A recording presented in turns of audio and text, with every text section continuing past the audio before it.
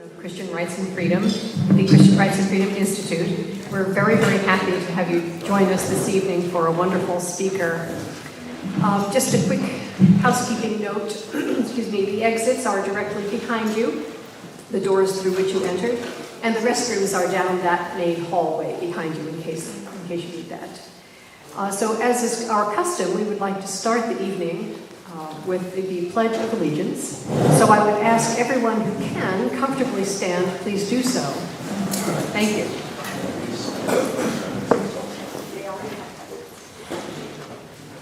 I pledge allegiance to the flag of the United States of America and to the republic for which it stands, one nation, under God, indivisible, with liberty and justice for all. Thank you very much. I would now like to call upon the St. Katherine Greek Orthodox Church priest, Father Shillman.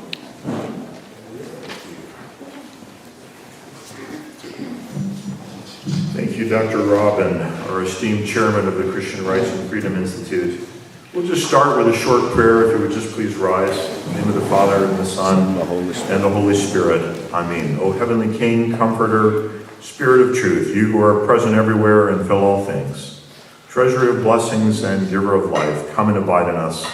Cleanse us of all our stains and save our souls, O gracious Lord. We pray, Lord, as we gather that you will be with us and guide and bless our conversation, our dialogue, and that so we may come into a greater state of understanding and in response that we may put our faith in action. We ask this in your name, for your holy and blessed to ages of ages. Amen. You may be seated. Amen. Certainly, as Dr.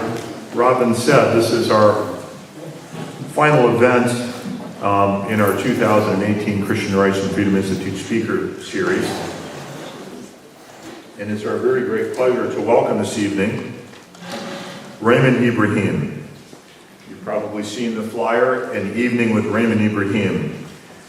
He's in the process of finishing a wonderful book called The Sword and the Scimitar, 14 Centuries of War Between Islam and the West. If you're expecting him to give us a century-by-century overview of all that war, I don't think that's really his intent, although he may touch on some of those things. But I think it's important for us to know and to recognize that he is a Coptic Christian, born in the U.S., from California, and he is a fellow at the David Horowitz Freedom Center. And he's often a guest lecturer at universities, including the National Defense Intelligence College. He has briefed many government agencies, such as the U.S. Strategic Command and the Defense Intelligence Agency. He's provided expert testimony as he is fluent, not only in English, of course, but in Arabic, and he can read Coptic, which is that ancient language that is still used by the Coptic Christians in their liturgical life, that is written in Greek. So therefore, because he is able of reading Greek letters, he can also read the scripture in its original Greek language. He's very erudite. Let's see, what else would we just touch on? He received his BA and his MA both in history, focusing on the ancient and the medieval Near East, with dual minors in philosophy and in literature from California State University in Fresno. And he studied under that wonderful classicist Victor David Hansen, who is writing frequently. The books that he has written include Crucified, again, Exposing Islam's New War on Christians, which came out in 2013, and The Al-Qaeda Reader, which came out in 2007.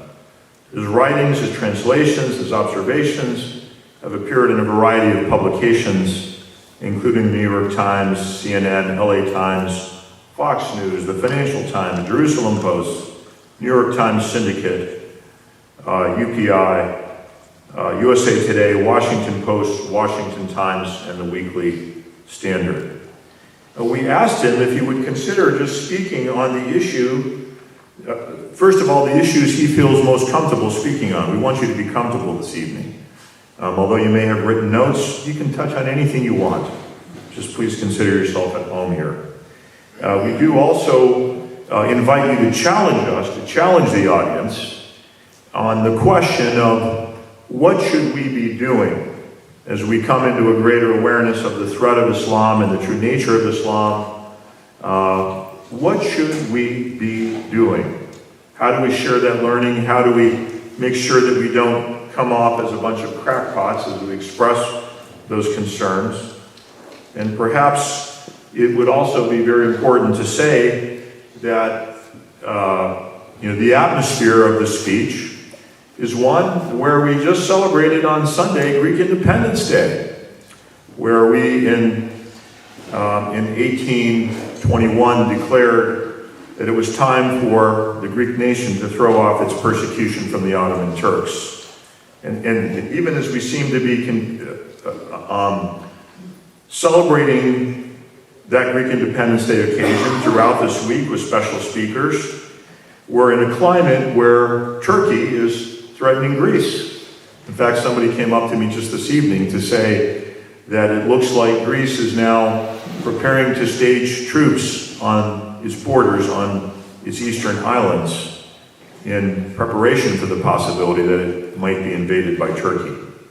So everything we're talking about is more relevant than ever. And of course, the worst thing we can do is not know our history. So we invite you to educate us, to enlighten us, and to challenge us. And we welcome you from the bottom of our hearts. It's wonderful to have you here this evening, Raymond Ibrahim. If we could just welcome you.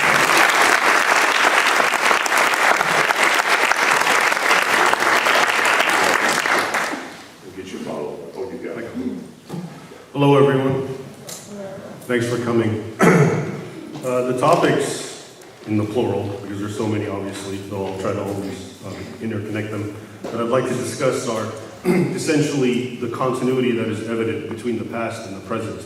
And so I'd like to speak a few words that Father Philemon actually touched upon, that are happening in the now and that are pressing, and then show you why it is people are unaware of this sort of thing, and then tie it up to earlier things. So to start off, and also I'll take questions and answers afterwards, so anyone who has a question or a criticism, feel free to opine once I'm done.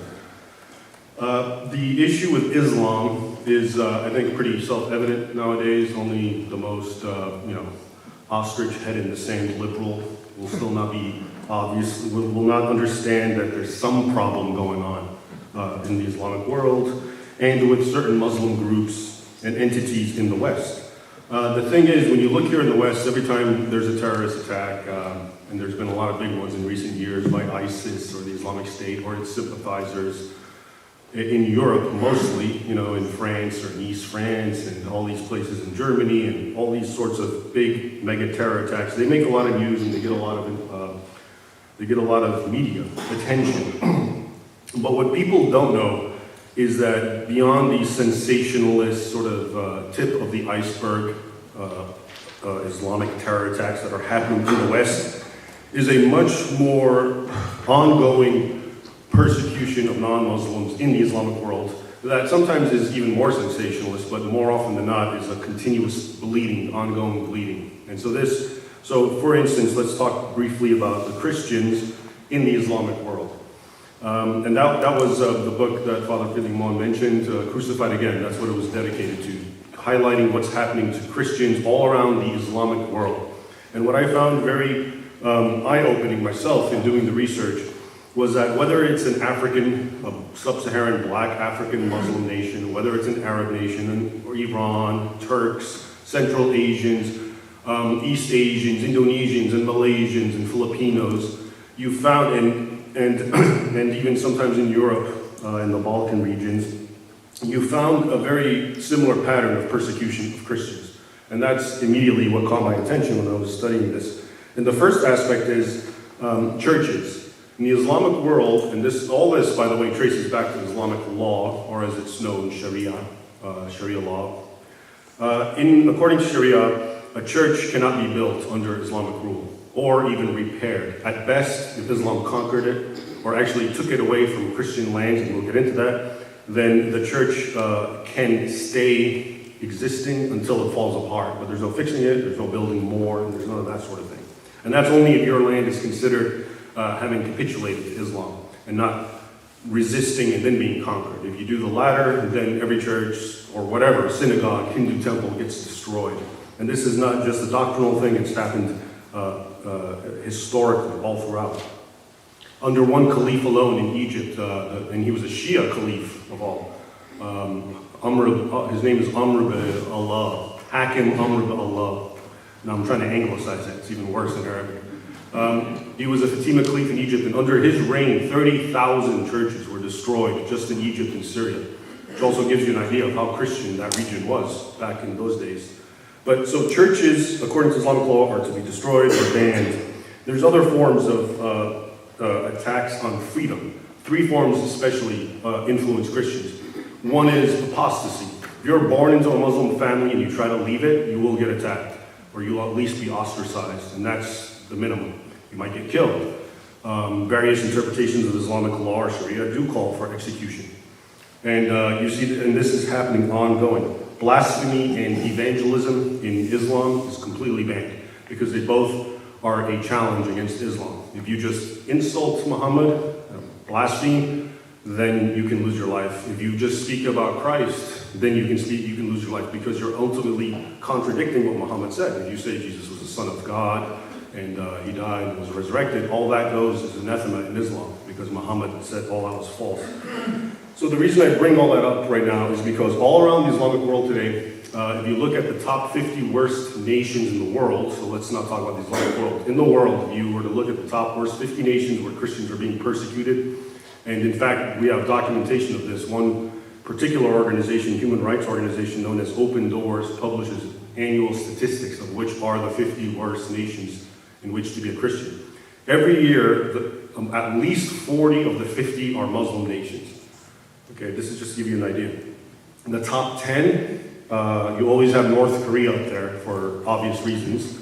Megalomaniacal maniac, obviously, who to him anything that doesn't conform to his way, including Christianity, gets you killed. But then the other 9 top 10 absolute worst Christian or nations where you as a Christian could just be killed on sight or imprisoned or raped or whatever are all Islamic. And I think that's immensely telling. And the reason I bring that up is, as you may have noticed in the beginning, I talked about here in the West, we're noticing Islamic terror attacks and this and that. Well, these are portrayed as aberrations.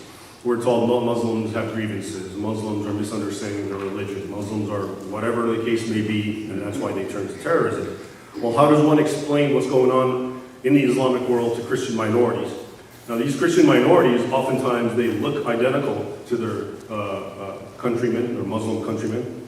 Let's say in Egypt, the Coptic Christians and the Muslims, you can't visually tell them apart. They speak the same language, same exact dialect.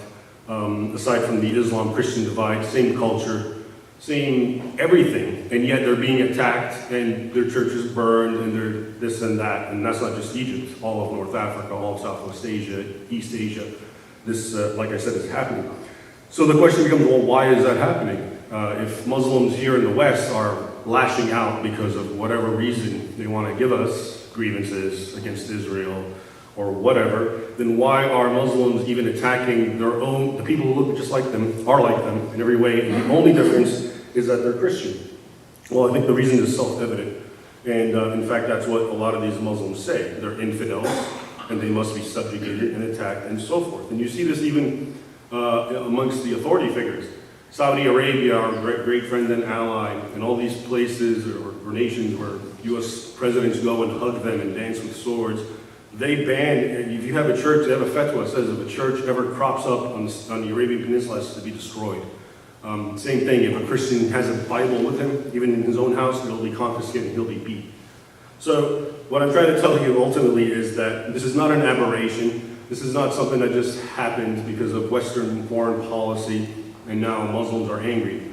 And you can see this very obviously if you just look at the Muslim world itself, where there is no influence from the West. And you're going to see the same exact forms of persecution vis-a-vis non-Muslims, in this case Christians, but also others, as we've seen with the rise of the Islamic State, ISIS. We've seen what happened to the Yazidis, and all sorts of different people, even Druzes, basically anyone who's not a Sunni Muslim, which is what the Islamic State is. Of course, they'll tell us they're Wahhabis or Salafists. These are all just adjectives that are not really necessary. They're Sunni Muslims, and so are the majority of the Muslim world.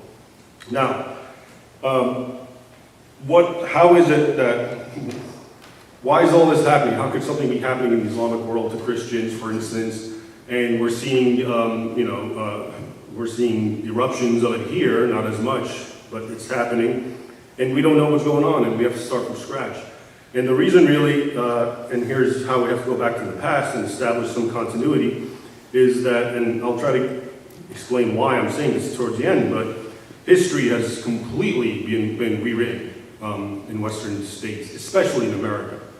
I don't remember who it was, but someone very aptly said, Americans are not the greatest historians, and the reason, of course, and this is not to be critical of anyone, is America is a brief nation.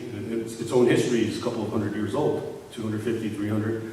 And so I think in the American psyche, history is something that doesn't really matter that much. It's just, we're going to start anew and everything will be fine. And I think, so what I'd like to do briefly now is discuss some history and show how the sort of thing that we're seeing right now actually manifested itself, not just in the Middle East, but in the heart of Europe. And that everything that you're seeing happening right now to Christians and others who are being attacked in the name of jihad, and their churches and temples being destroyed and so forth, was an absolute constant for over 1,000 years in Europe, not just in the Middle East. And to begin to understand this, now we're really going to go back in history, and I'll probably be saying a lot of things that to many of you are going to sound just, you've never heard of it. It's going to be the antithesis of what you've been taught.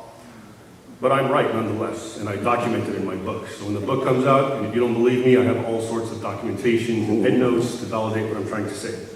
So first of all, what we call today the West, this term that we all use, which is really problematic on many levels. I mean, what other civilization is named after a direction?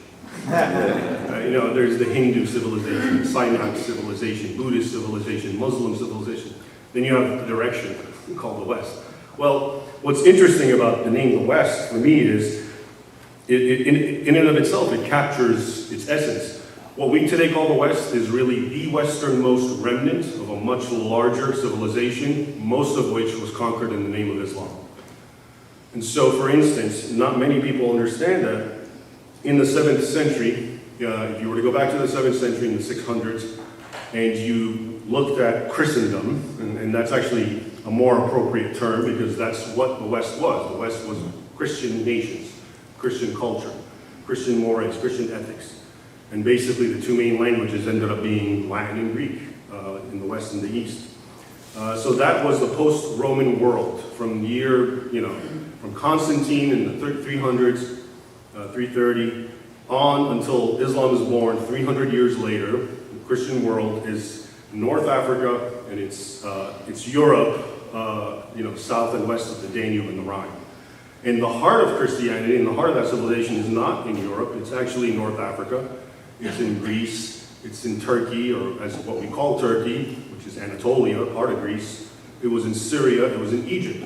So if you were to go in the 7th century, Christianity, that civilization, which is what became the West, was actually thriving in countries like Egypt, Syria, Turkey, again, modern names, North Africa. And the reason I say that is to most people, when I say that, that must be very alarming, because when you think of those countries I just mentioned, they seem worlds away from the West. These are Arab Muslim nations now. But it wasn't always that way. Not only were they a part of this westernmost section that maintained and still survived, but they were the heart of that civilization, which was this post-Roman Greek Christian civilization. So what happened in the 7th century is Islam burst out. And in my book, I won't really get into it, but I talk about various pivotal battles that they had.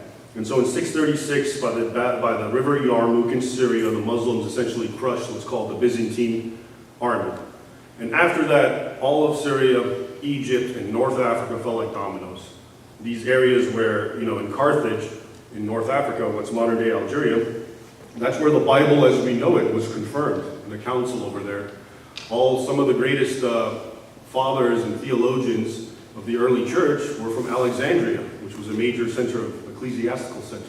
So again, I stress all this to show you that when we talk about these nations, Egypt and Syria and North Africa, it's so common nowadays for people to just say, oh, well, you know, if I talk about Christians being persecuted there, people will tell me, well, I feel bad for them, but, you know, why are Christians in Egypt? Why do they go to Muslim lands?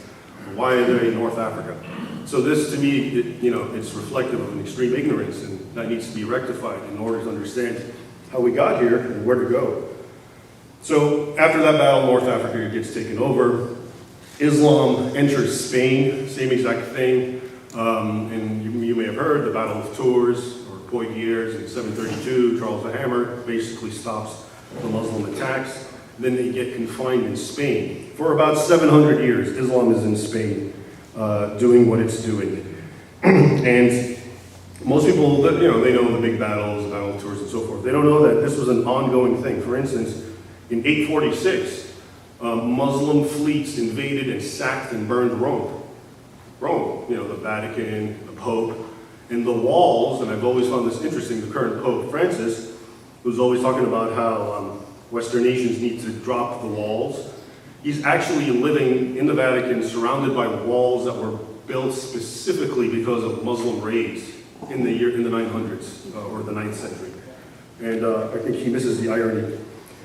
So this is, to give you an idea, this is an ongoing, constant thing. Now, all throughout this time, the jihad, as it's known, there were really 3 phases historians have acknowledged. The first one was the Arab phase, and this is the one that I'm talking about. And this was the most permanent one. This is the one that the reason Egypt and Syria and Libya and Algeria and Morocco are Arab nations today is they weren't before. It's because the Arabs who were confined to the peninsula came out, conquered them, and basically the people ended up taking their language and their culture and their religion. And that's why Arabs are now not just in the peninsula, there are about 22 countries. It all stems back to these days. Now the second, and just to give you more insight about this, people like Charlemagne, because a lot of, when I did my research, I realized that even the historical figures that people, the apologists, will point to say, well, you see, it wasn't all blood and guts, and there was dialogue between Muslims and Christians and so forth. When I probed into it, it wasn't the case. So you may have heard that someone like Charlemagne, Charles the Hammer's grandson, who was acclaimed first Holy Roman Emperor, I think in the year 800 and so forth, he, according to modern historians, he and the Abbasid Caliph Harun al-Rashid were buddies. And that just proves how Islam and Muslim and Christianity, well, they got along. Here's what his biographer actually says. Charlemagne's biographer, Einhard, who personally knew him, this is what he writes, quote, "When he, Charlemagne, discovered that there were Christians living in poverty in Syria, Egypt, and Africa, and at Jerusalem, Alexandria, and Carthage, he had compassion on their wants, and he used to send them money. And the reason that he zealously strove to make friends with Muslim kings beyond the seas was that he might get some relief to the poor Christians living under their rule." And so even in the much ballyhooed, friendship between Charlemagne and people like Harun al-Rashid, you see it was Charlemagne trying to basically appease him so he can go light and easy on the Christians under his rule. During these early Arab Phase 1 sieges, the city that most got bombarded was Constantinople. And this was New Rome, this was the heart of Christendom in many respects. And Islam knew that, and it became the chief occupation of so many caliphs. And between the 670s, there was what's called the First Siege of Constantinople. It went on for about 65 years, non-stop campaigns trying to get over the walls. Then it happened again, the Second Siege between 717 and 718. And after that, the literature that came out after that loss in the Islamic world was so immense. And it is actually this is when the concept of jihad really gets codified and becomes an art, because they spend so much time talking about how to conquer Constantinople. It is the greatest jihad. Anyone who goes there goes to heaven, gets the virgins, etc., etc. It was all in the context of Constantinople. And what I've also found interesting, speaking of continuity, is oftentimes you may think that, if you hear criticism today about Islam, and it gets dismissed as Islamophobia is the word. If you read, as I have, the actual written documents of the Christians who lived during the times that I'm speaking of for over 1,000 years, you will be scandalized because nothing that you hear today will be Islamophobic compared to what they said.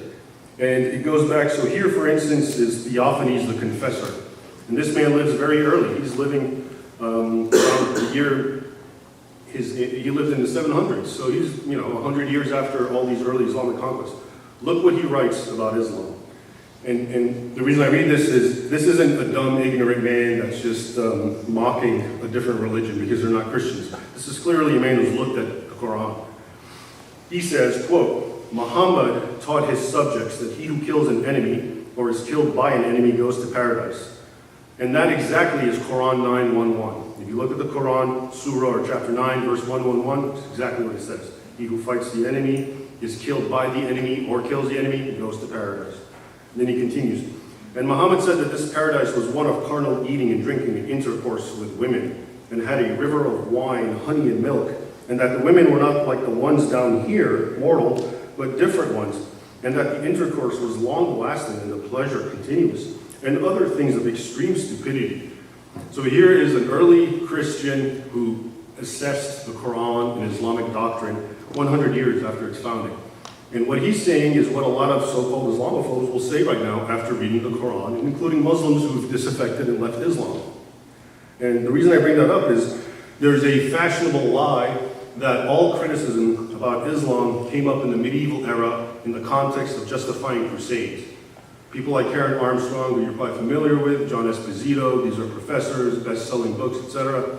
You look at what they say, and they claim that Islam and Christianity and Christendom lived in absolute peace until all these imperial popes wanted to go on a colonial mission, and they had to come up with a pretext, so they started lambasting Muhammad. Actually, no, this goes to the dawn and the beginnings of Islam and is continuous thereafter. And that's why I mention it, because I think it's very important. Here's another comment from Bishop Theodore Abu Kura, born around 750, who was an Arab Christian. He told a Muslim, since you say that all those who die in your jihad against infidels go to heaven, you must thank the Romans or Byzantines for killing so many of your brethren. And so here again you can see the ludicrousness this had for 1,000 years ago, not just right now, amongst Christian populations. The second phase, to be quick, is the Turkish phase of the jihad. So after the Arabs began to fizzle out and they conquered North Africa, Southwest Asia, and Spain, then the Turks come on the scene. And the Turks embrace Islam in a way more than the Arabs. And the thing that very few historians will tell you is that the three main peoples who converted to Islam all did it because it completely conformed to their pre-existing tribalistic worldview.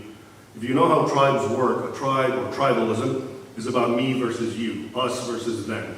We're this tribe, we look the same, we're blood related, they're the outsiders, they're the infidels. Our job is to ransack them, kill them, and subjugate them any way we can. This is tribalism and it has nothing to do with religion.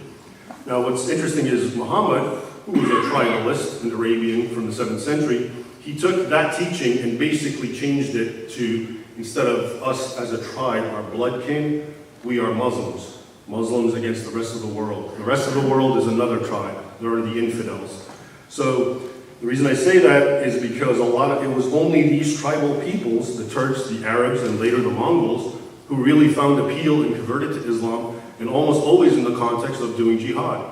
Because if your whole lifestyle is attacking and killing the other because they're different than you, well, why not do it now and go to heaven if you die and actually get to feel good about it because you're God's warrior? And actually, this isn't just me conjecturing. This is actually written in the writings of them. The early Arabs, when they saw the Turks convert to Islam, they said they're the worst Muslims around. They drink alcohol, they don't pray, but they're good at jihad. And they do kill the infidels, and they do destroy churches, and they do subjugate them. So we'll let them work for us and be our leaders. So the Turks then come and take Anatolia, which was part of the Byzantine Empire, soon after the Battle of Manzikert in 1071. If you read the writings about what the Turks were doing, primary sources, in this time, especially in Armenia and in Georgia, and also a little bit in Western Anatolia, it is, ISIS looks like Boy Scouts to them. They're like little angels.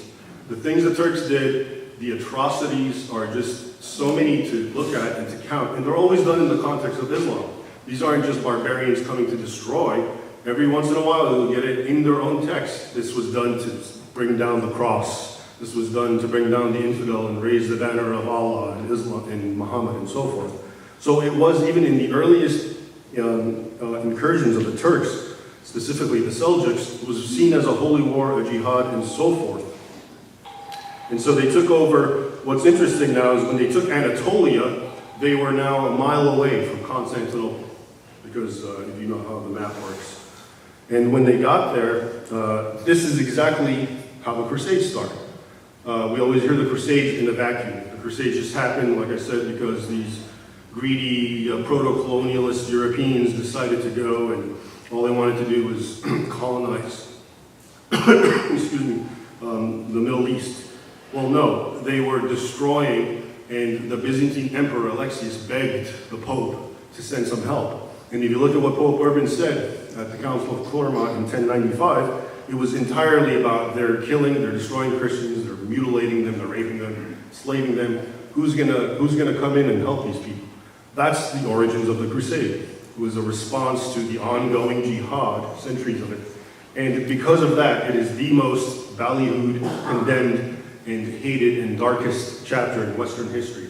Not all these jihads that provoked it and prompted it and led to it, because they don't exist in the Western epistemology, but rather because the nerve of these Europeans, they actually marched into Islamic land and waged war, even though it was 100% in defense. Now the third, and then Constantinople, of course, finally, as I told you in the 700s, it was target number one to get Constantinople. It was the number one target of the jihad.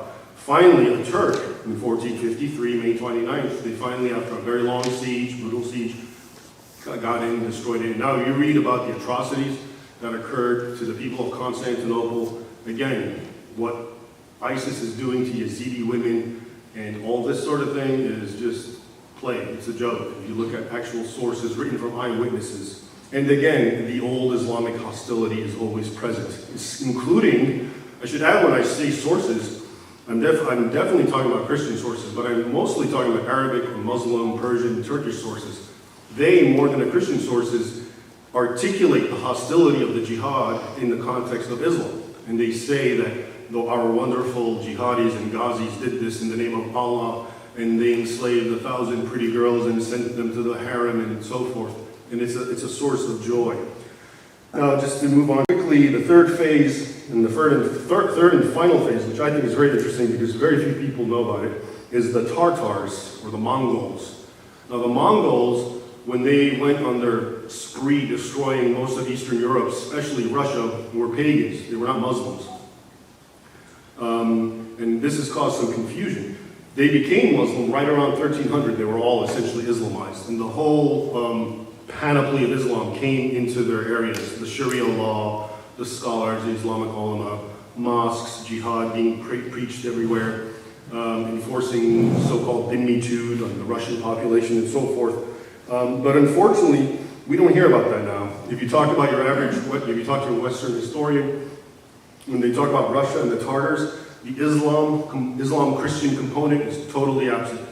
And the reason for that, I think, is here in the West, Russia has always been a sort of not associated with the story of the West, the way the Battle of Tours, Charles Martel. It's Orthodox, Eastern, foreign, and then of course things like the Cold War and ongoing political machinations haven't helped the image of Russia. So it's probably the least known history of all. But if, again, to people like Bernard Lewis, he always listed the Tatar, Mongol invasions and conquest of Russia as an Islamic concept, and the third of all of the three waves. And again, you see the same sorts of, here now you have Mongols doing to Russians the same exact things that we're talking about, or I was talking about, are happening to Christians right now, ongoing. So what about Golden Age Spain? You know, let's look at a few apologetics. Maybe you've heard of the Andalusian Golden Era. And the logic is that when the Muslims took Spain, which was also done very violently, later on it all settled, and in Cordoba they had a caliphate and everyone was happy and everything went fine, and Christians and Jews were working together. Well, that's complete bunk. And scholar Dario Fernandez Morera, professor of Spanish origins, in his book The Myth of the Andalusian Paradise, which I highly recommend anyone interested in this era. This is what he writes, quote, "Whenever Muslim chronicles make reference to Christian churches in Spain, it is to boast of their transformation into mosques or their outright destruction as symbols of Islamic dominance over the polytheists, as Christians were called. Muslim historians emphasize that, like the jizya, or the taxation that Christians and Jews have to pay via Quran 9:29, the destruction of Christian churches, statues, and relics was intended to humiliate the people of the book and affirm Islamic hegemony." That was at the golden age of Spain, is what he's talking about. Now, if you want to look at the bad era of Spain, when the jihad was really rampant, it was even worse than that. And he goes on and continues about how, even though in Spain, and especially southern Spain, churches dotted the entire country, there's not one left now, because they were all systematically destroyed due to Golden Age Muslims. And then another era that people are unaware of, in the 15 and 16 and 1700s, Muslims from North Africa enslaved at least 2 million Christian Europeans and sold them in the markets in Barbary, in Algiers and Tripoli and so forth. And this has been documented by various scholars. And then even less known is that the Crimean Tatars, the Mongols that I was telling you about, around the same time, they enslaved 3 to 4 million Christians, Slavs mostly. You may or may not know this, the word Slav comes from the idea that those people were slaves, because they were all slaves of the Ottomans and the Tartars and of the Muslims. When you talked about a slave, it was a Tatar, it was a Slavic person. And that's why that word still exists with them. And, to try to summarize, even America was not spared. America's very first war as a nation, few people know this, was against Muslims. The Barbary Wars. Right after what the Barbary pirates, or Muslims, were doing was invading European vessels and ransacking them, plundering them, enslaving their crews.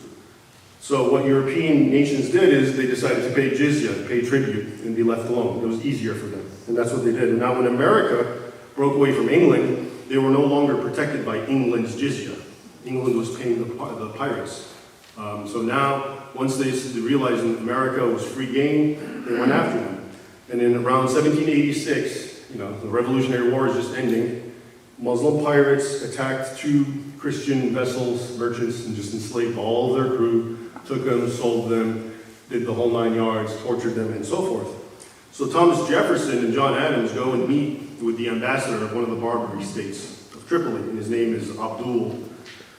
And then Jefferson writes a letter in 1786. Now, this is very important. He sends it to Congress. Okay, this is a man who, like many Americans at that point, has not heard about this Islam stuff and what's happening. He's American, and look what he writes. Quote, "We took the liberty to make some inquiries concerning the grounds of their pretensions to make war upon nations who had done them no injury." He's talking about, this is what he asked the ambassador. "And observe that we considered all mankind as our friends, who have done us no wrong, nor have given us any provocation.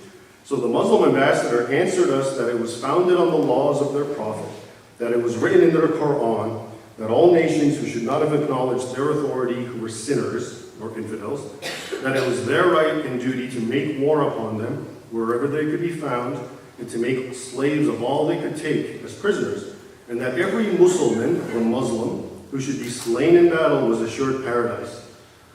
Okay, so what is different from this than what ISIS says when it talks about why it's doing what it's doing? This is 100% the same thing. You can only imagine what the man who wrote a couple of years earlier that all men were endowed with certain inalienable rights thought when you heard this man talk that way. And it's true, when you see then Congress talking about it, they couldn't understand, how could these people think that way? Why are they doing this? Long story short, America essentially prevailed, and so that was its first war as a nation, before it had elected its first president. The Barbary Wars actually happened, the first one, before George Washington had become President of the United States, first one. So the reason I've given you all this is to talk. We started off talking about what's happening to Christians in the Islamic world, and how here we hear just a little bit, we hear about little terrorist attacks and outbursts in Europe and in America, and they seem far and in between compared. But When you look in the Islamic world, and this isn't being reported, they'll report when a church is bombed in Syria or a Christian, 50 people die, but they're not going to report the slow motion, undercurrent of persecution that's happening to Christians all, as I pointed out, 50 nations where it's horrible to be a Christian, 40 are Islamic. That's very telling in and of itself. And, the idea of Islamophobia and someone like me saying what I'm saying that makes me a bad person, or I'm trying to create problems, or whatever the case may be, or I'm an Islamophobe. What people also need to understand is the greatest luminaries of Western civilization and Christian civilization said all the sorts of things that I'm talking about, and they made the same observations historically. Let me read just a couple of them briefly.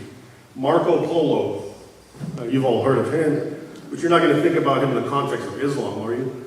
Well, if you read his memoirs and his diary, look what he writes. And he died in 1324. He writes, according to Muslims' doctrine, whatever is stolen or plundered from others of a different faith is properly taken, and the theft is no crime, while those who suffer death or injury by the hands of Christians are considered martyrs who go to heaven.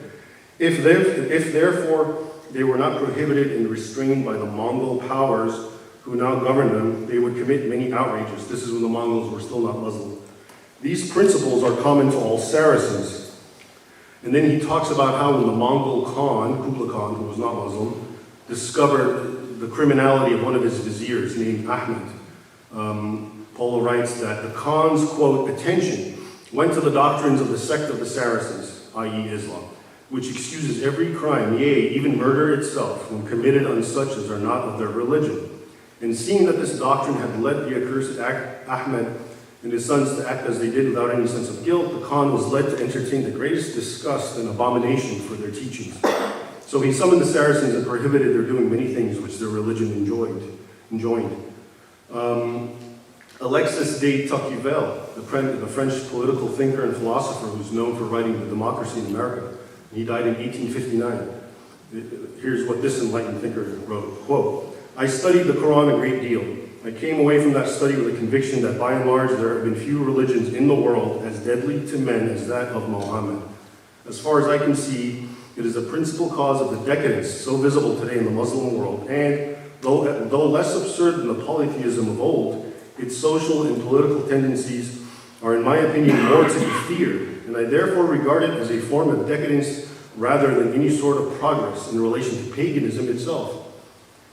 I've read and am familiar with a lot of these thinkers, but you never thought that they knew about Islam or certainly had these sorts of thoughts about it. And it's just, to me, eye-opening to see that what now we don't know and what now is Islamophobic and what now we call an aberration, everyone was talking about, and nobody thought anything of it.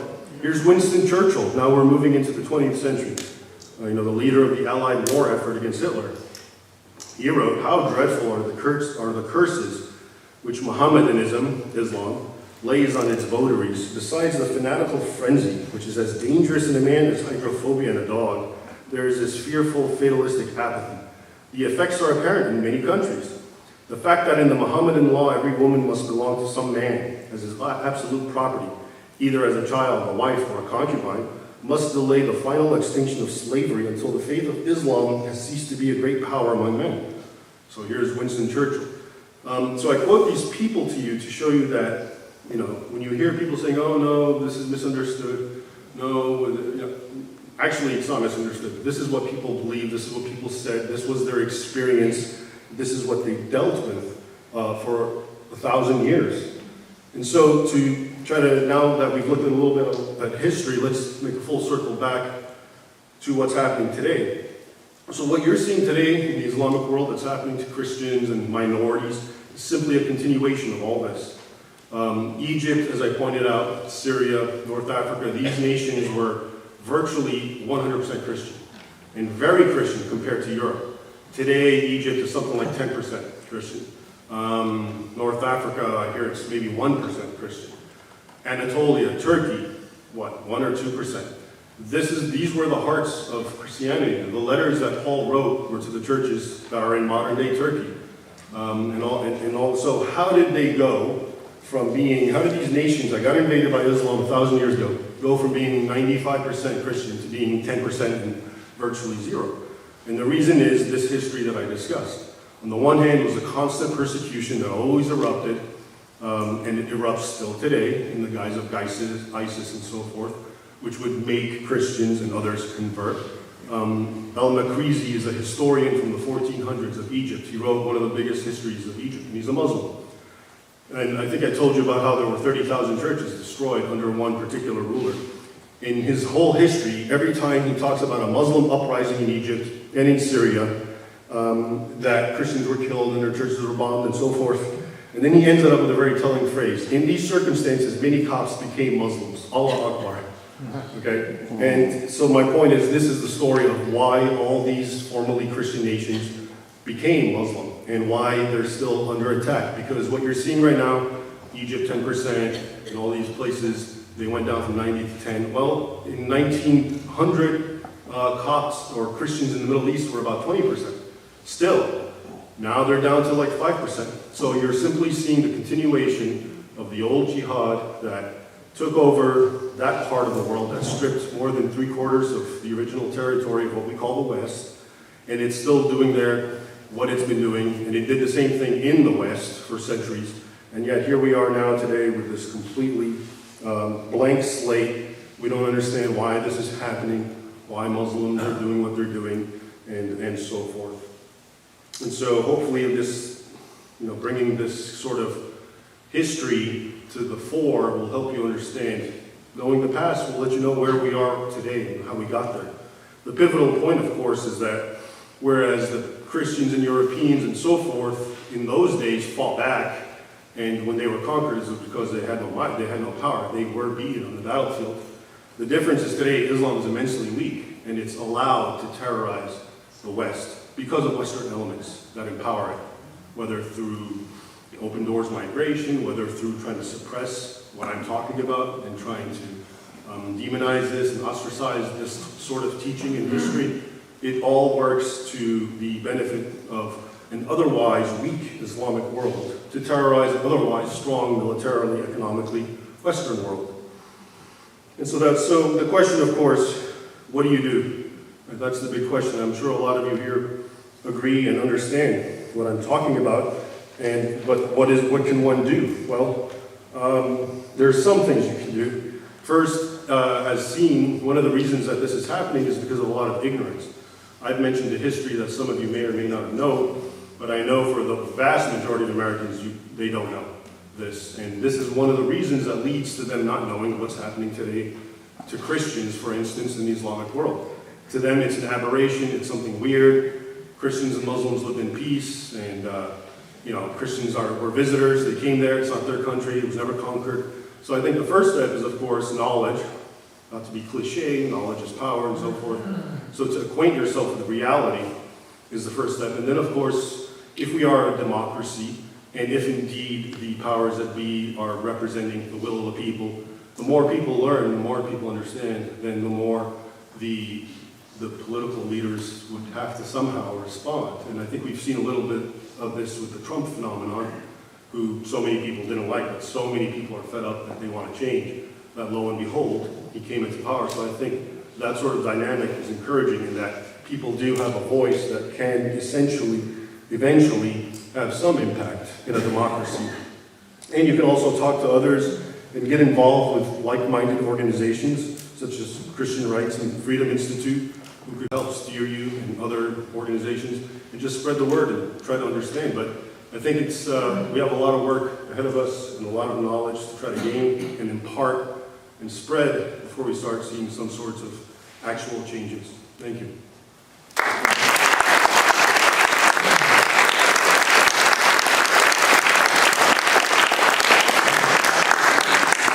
If you don't mind, maybe just stand up to take a few questions. Oh, that's right.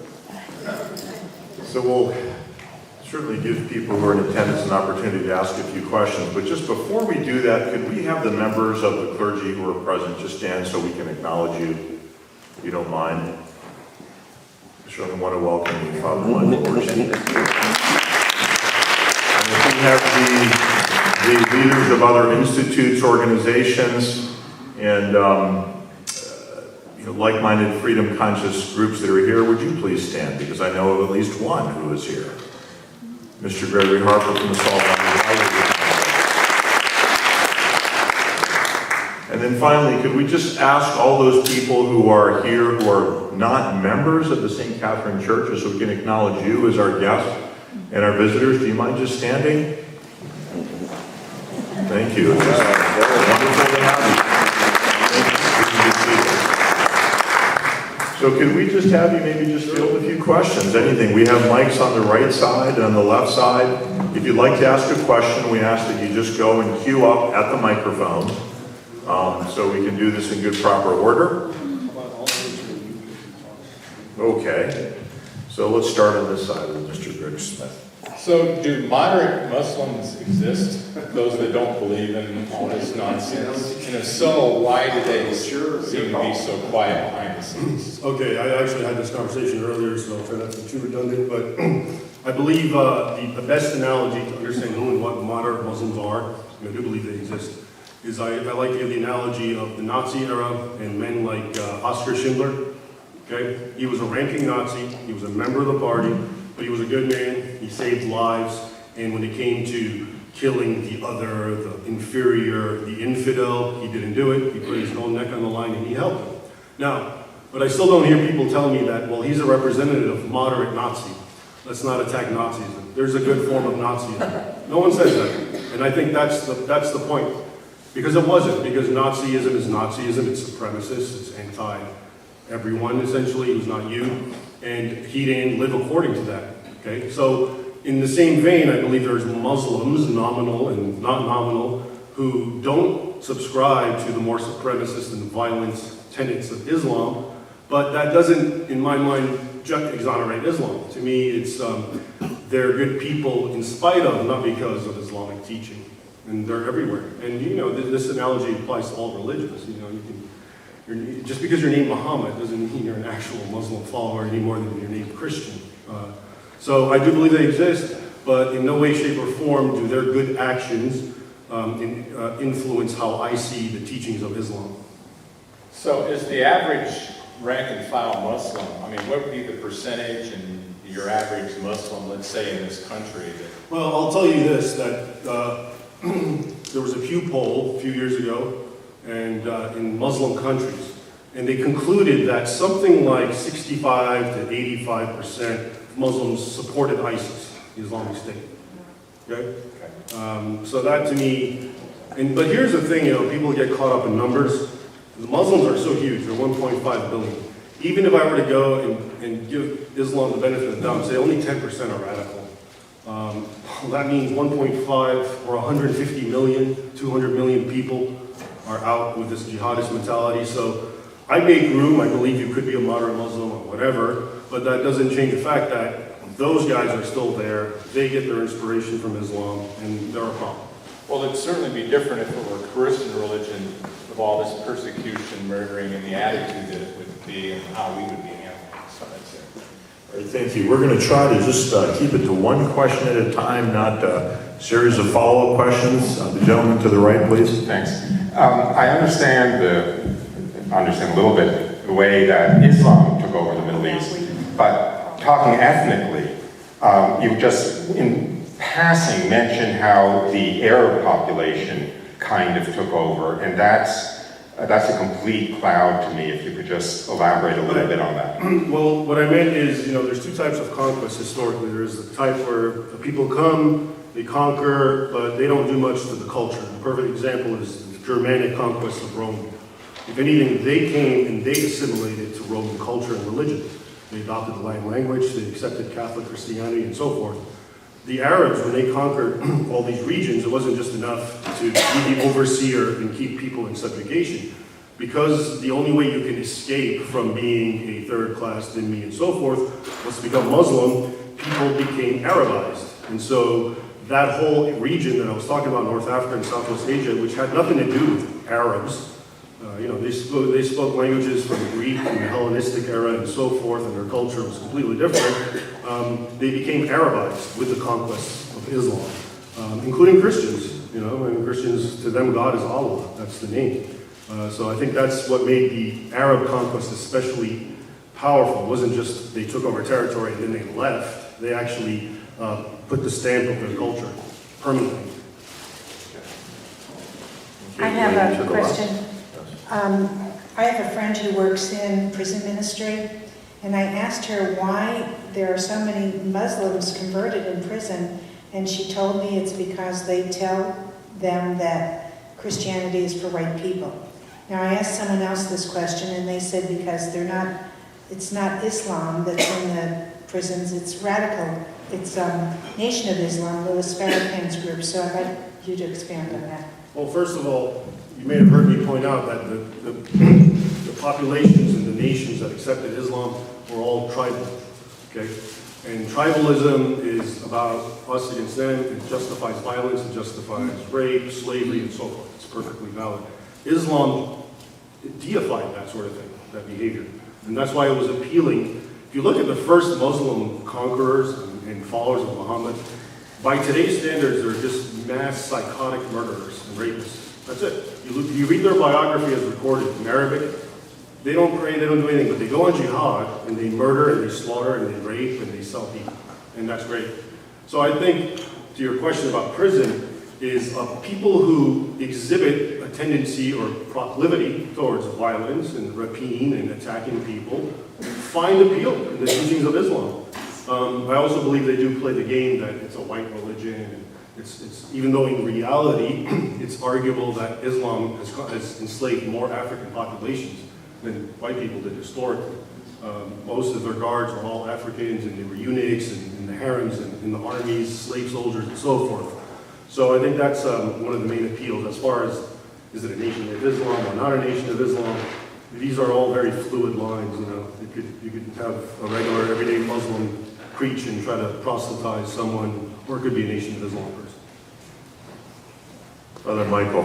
First of all, I want to make a statement. Thank you for your outstanding presentation, and I look forward to your book coming out. I hope that every American college and university will pick it up, but I doubt it.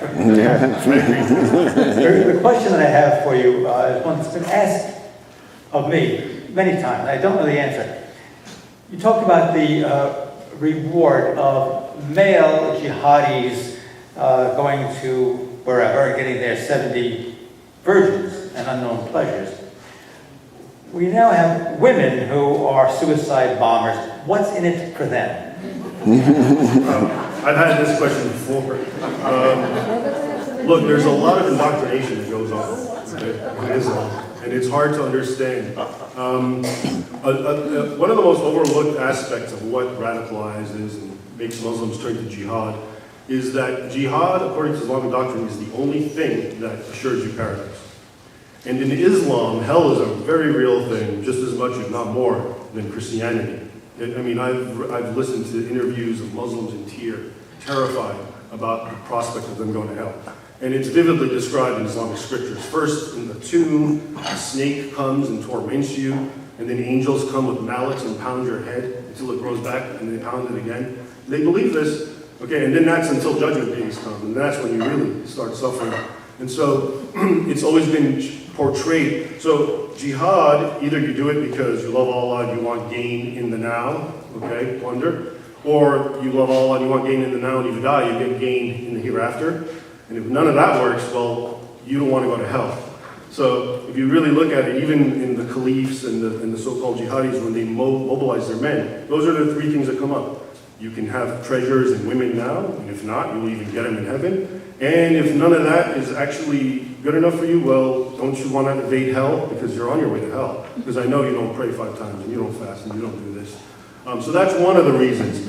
But when it comes to women in general, and I watched an interview of a woman call in and speak to a sheikh, an Islamic scholar, crying about, well, why is my husband going to have, 72 virgins, and will I not be part of this? Will I be his wife? And he had to comfort her, and I tell you this to show you that it's taken seriously, okay? But as far as a lot of women, I think it could be in the context of they're just indoctrinated. In Nigeria, Boko Haram, they kidnap Christian girls, and they rape them, force them into Islam, marry them off, and then those same Christian girls come back and blow themselves up. Now, one theory is they blow themselves up because they just want to die and put an end to their suffering. The other theory is that is the effects of powerful indoctrination on someone who, in fact, was a victim of it, Stockholm syndrome type thing. But they get so indoctrinated that they end up doing such things. Yes, Dr. Nick, welcome. Historically, during the early part of the 13th century, did Genghis Khan and his hordes greatly influence the subsequent ideas and ideology of Islam? Yes or no? You want me to just say yes or no? I'm happy to do that. I'll elaborate real quickly. It's a little bit in reverse. Genghis Khan, his worldview, I don't know if you've heard of the Yasa.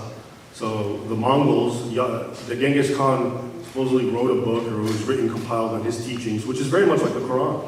And it had a revered status amongst the Mongols, pre-Islamic Mongols. And it taught the same tribalistic thing. Mongols are above everyone.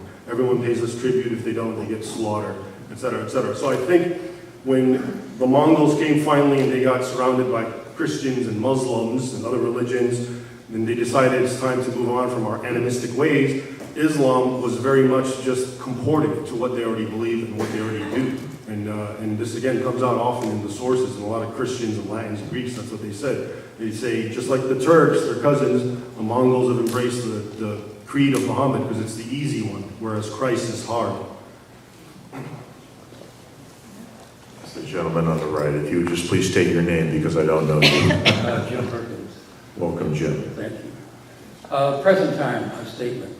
Syria, Assad, killing his people.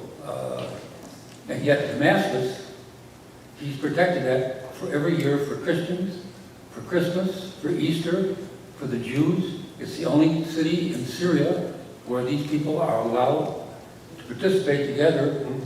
So if Assad loses, and I hope he does, I think, these other people will probably take Damascus and take care of them, just like you say, they'll get rid of the Jews, they'll get rid of the Christians.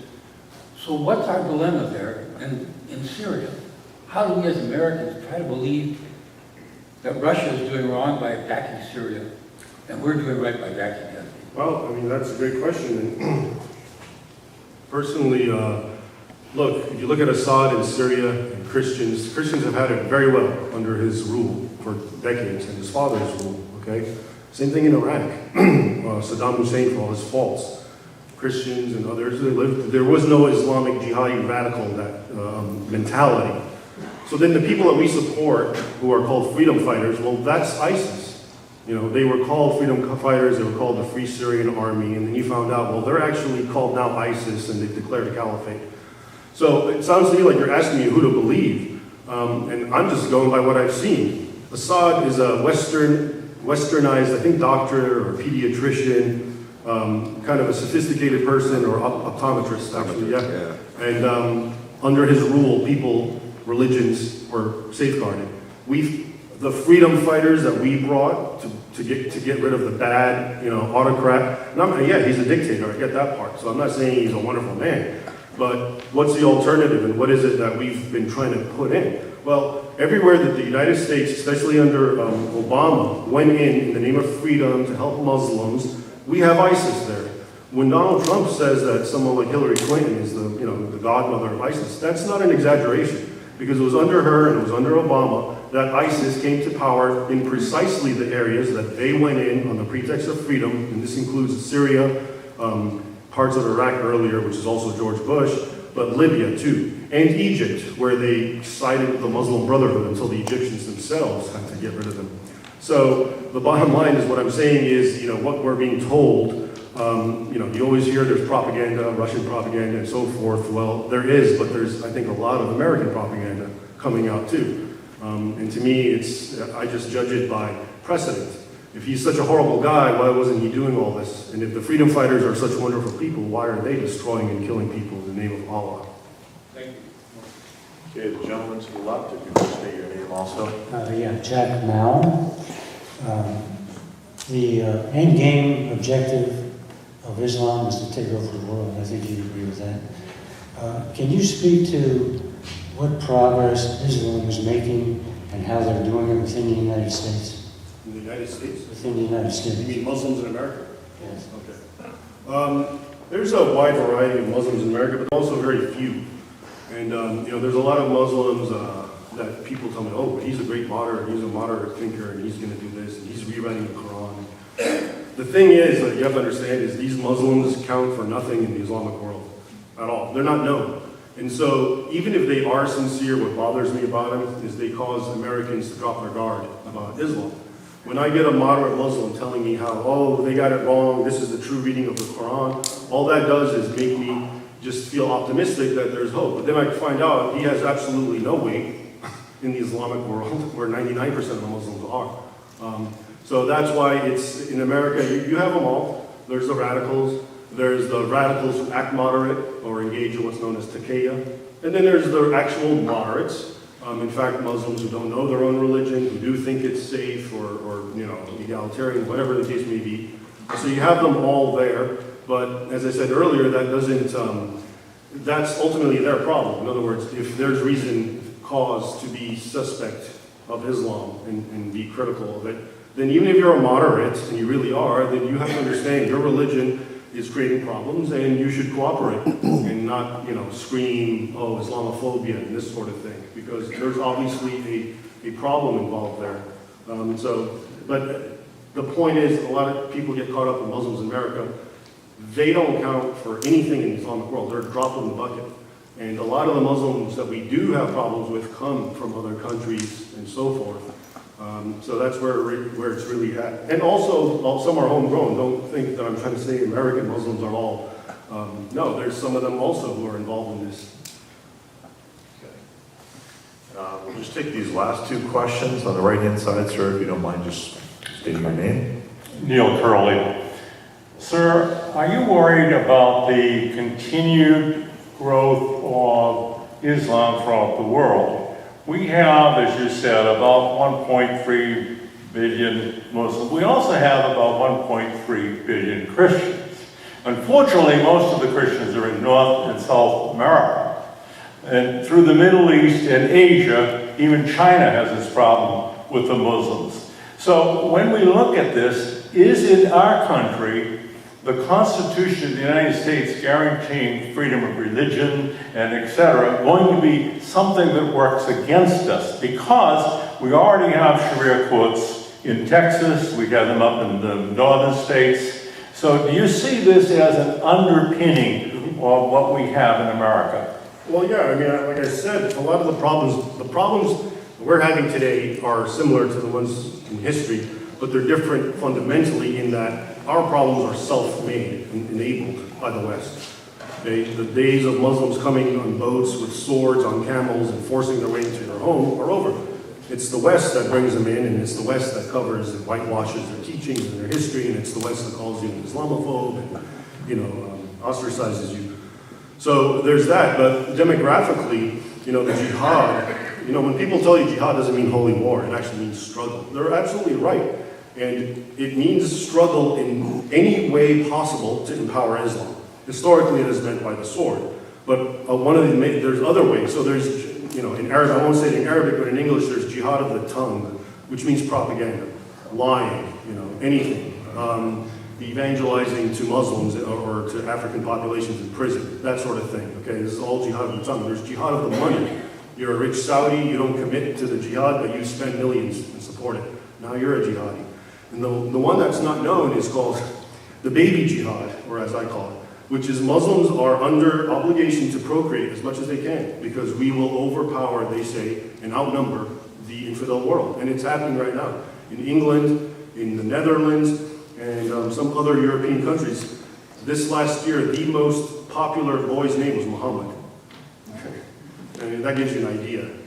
So what's going to happen as European numbers go down, birth rates and Muslim numbers keep growing and growing, that's what you're seeing. But it's all a jihad in the end. Okay. I said last two questions. Let's see if we can keep it to that. We'll take your question, and then if there's some final conversation at the end, perhaps you can come and speak to Raymond privately. Yes. I'm Mary Rowland, and I know that the so-called refugees in Europe are primarily military-aged men, and they're flooding into Europe. And one of the goals I heard, and I would like you to comment on it, is that the Muslims feel that they couldn't attack us with planes and tanks and things in the West. So their goal is to flood people into a place like Europe, marry European women, multiply fast, and actually, I'm from the Detroit area, and the Dearborn area is featuring this right now. They're facing it right now. They practically moved the whites out, or the Christians out. Am I right? No, what you're saying, fits into this same pattern. You said something earlier, which I wanted to comment on. I don't know if there was a question or this was a comment, but I do agree with what you said. But if there was a question at the beginning, I was going to say something. What about the age of the men? Yeah, you were talking about, right, thank you, Father. We were talking about the migrants coming in. Not only are they all able military age and able-bodied men, but they're, okay, and this is happening in America too. If you look at the demographics of the people coming in during the migrant flood in Europe and in America, and which was supposedly precipitated by ISIS, something like 98 to 90% of them are Sunni Muslims. Well, guess what? ISIS doesn't attack Sunni Muslims because ISIS is Sunni. ISIS only attacks and kills Shias, Christians, Druze, Yazidis. Okay? But the Christians, for example, in Syria, who amounted to 10% of Syria, when all the Syrian refugees that came in, something that was like 99.5% Sunni Muslims, who are not even being persecuted.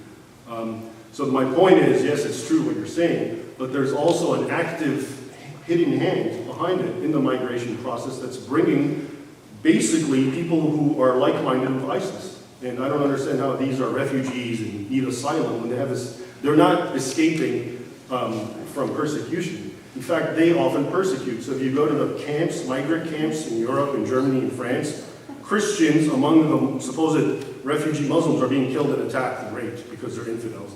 That doesn't sound like the mentality of a person who needs sanctuary. Okay, can we thank our guest speaker, Raymond Ibrahim, for his presentation?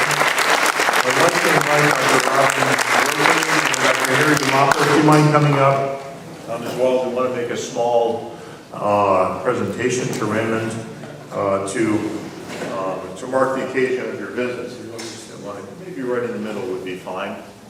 And if you would just come forward to Dr. Harry. We know you're feeling a little bit under the weather, but we're very happy to have you with us. We just want to, we'd like to just present you with something that we hope will help you to remember us after you're gone, and so we can continue this beautiful dialogue and friendship, which is a beautiful icon of St. Katherine on an agate stone that you can see. We don't have a stand for you, but you should be able to find something that you're interested in. Beautiful. Just please hold that up, and we hope that you'll just not forget us.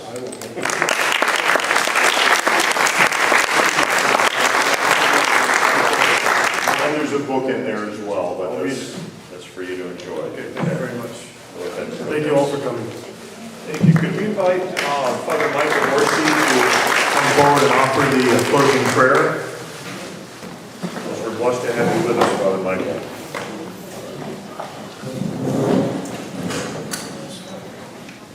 It's been a great pleasure to be here and to serve in some very, very minor capacity on the advisory board. I hope that this institute will continue in the future.